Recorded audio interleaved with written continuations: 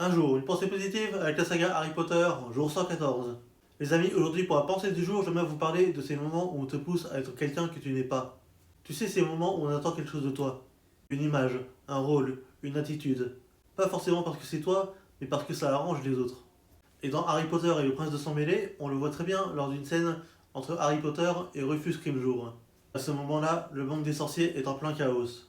La peur est partout, les attaques se multiplient et le ministère perd totalement le contrôle. Alors ils cherchent à rassurer, et pour ça, ils veulent utiliser Harry Potter. Pas pour ce qu'il est vraiment, mais pour ce qu'il représente. Un symbole.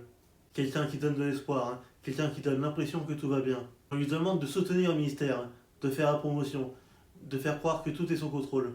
Alors que lui sait très bien que ce n'est pas le cas. Et pourtant, ce serait facile de dire oui, pour éviter les problèmes, pour faire plaisir, pour ne pas aller à contre-courant. Mais Harry refuse, parce que ça ne lui correspond pas. Parce qu'il est, comme il dit, l'homme de Dumbledore. Et ça c'est important parce que dans la vraie vie, c'est exactement pareil. Il y a des moments où on attend de toi que tu joues un rôle. Au travail, dans ton entourage, dans certaines situations.